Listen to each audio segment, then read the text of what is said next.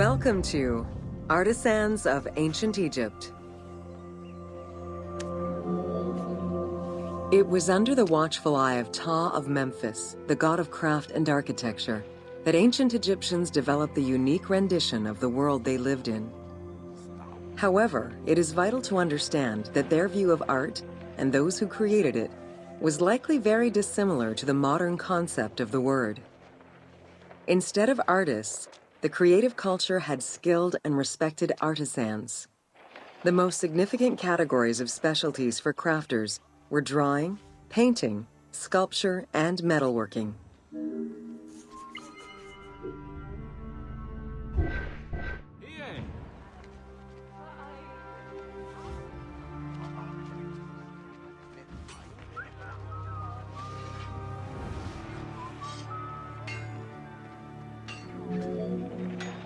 Ancient Egyptian craftspeople created both art and a wide variety of mundane, everyday tools.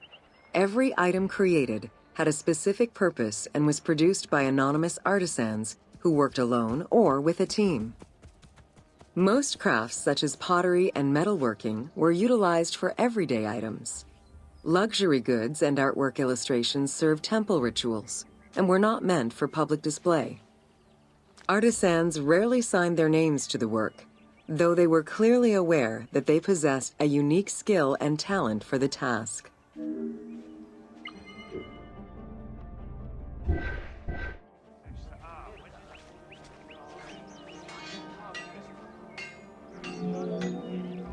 Art, in all its forms, has offered not only a practical insight into the way ancient Egyptians lived, but in how they viewed the world and their place in it. The balance of order and chaos was crucial in both the physical and the metaphysical universes. As a result, their art appears to follow a strict set of stylistic conventions that supported this worldview. From households and palaces to temples and tombs, pottery, papyrus, and textile items were essential to the everyday life of ancient Egyptians.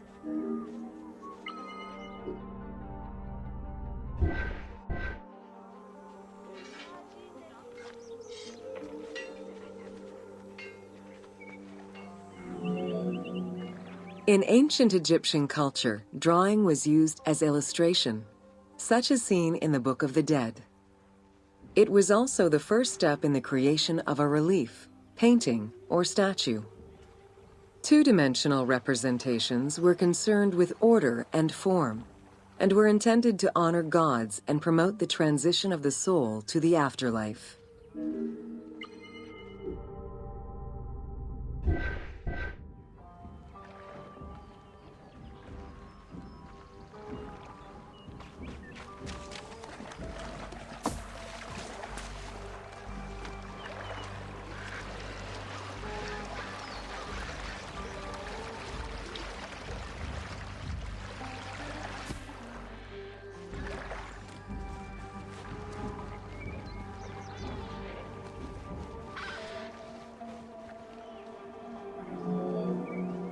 Stylistically, Egyptians were concerned with the depiction of the human form's inner self.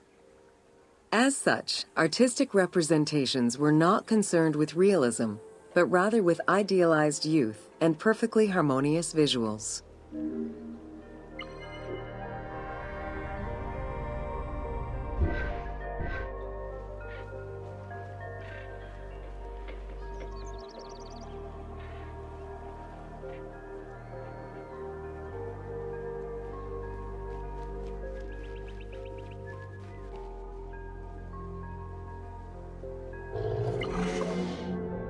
An exception to this were scenes depicting hunting and battle, where the environment and enemies moved in lively, even chaotic ways. Animals and foes were depicted piled up, as if describing chaos, with Egyptians standing in solemn, disciplined poses, bringing order to the scene.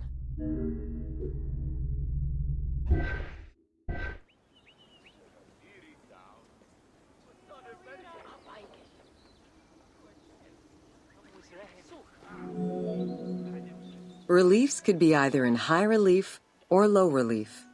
Either method required a surface suited to the desired technique. Preparation of the surfaces differed depending on the quality of the rock.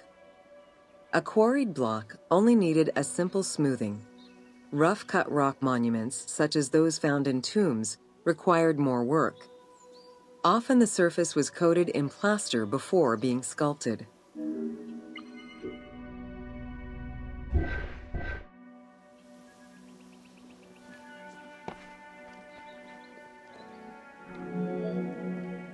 For reliefs, preliminary sketches were drawn in red, then framed with a red grid to position the elements of the scenes.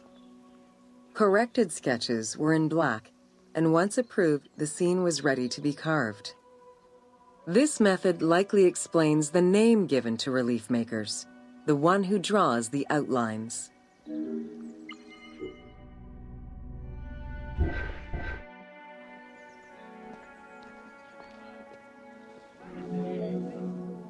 Statues were believed to be vessels for the souls of the deceased, or deities.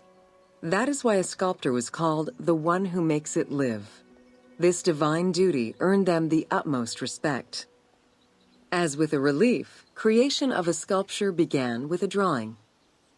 Most statues were made of quarried blocks of stone, primarily limestone, though sometimes harder stones such as quartzite were also used.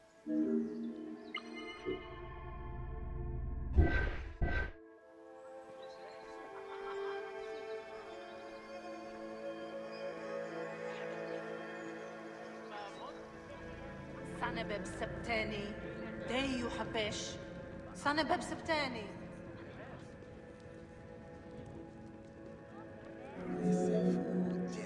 In ancient Egypt, the profession of crafter was organized and relied on a specific hierarchy.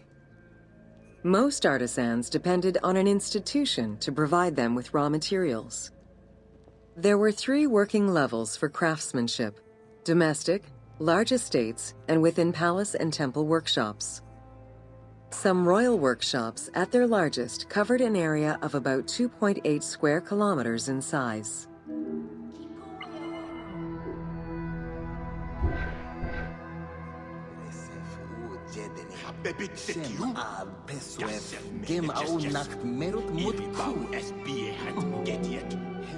At the domestic level, most Egyptians were craftspeople to a greater or lesser extent. The ability to repair tools was a daily necessity. Crafted everyday items could also be bartered for at the local market. Artisans with skills but lacking in resources worked at large estates, where the elite provided them with space to work and raw materials. The most skilled artisans were employed in royal or temple projects and benefited from a special status. They were provided with good workspaces and considered to be highly skilled.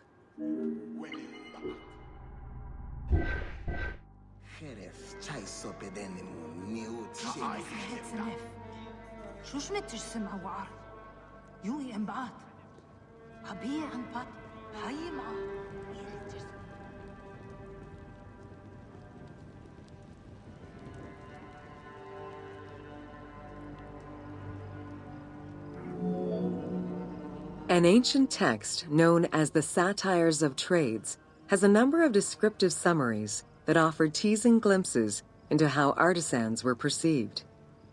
A coppersmith was said to stink and have fingers that resembled crocodile droppings, while potters were said to be like those who lived in bogs.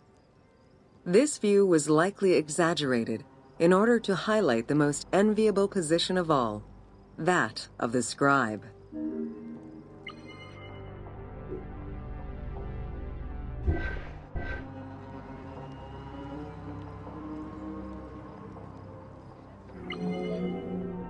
Located near the Valley of the Kings, Deir el-Medina was a settlement created by order of the king to honor the most skilled artisans. Its name translates as the Monastery of the City. Allocated a house on the initiative of the king, these craftsfolk were regarded with respect and referred to as the royal artisans. Those who lived there worked on the tombs in the Valley of the Kings and its surrounding temples.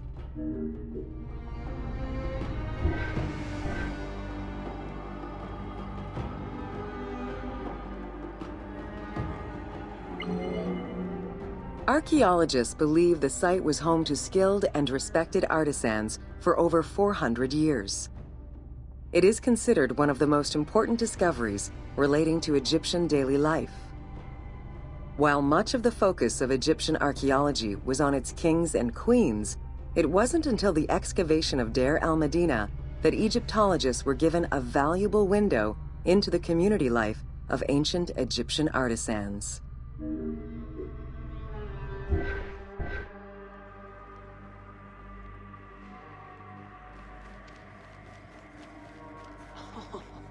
Ta'awu pendua ne jes yeri. Sehru heut ne juter. Jai heteremu.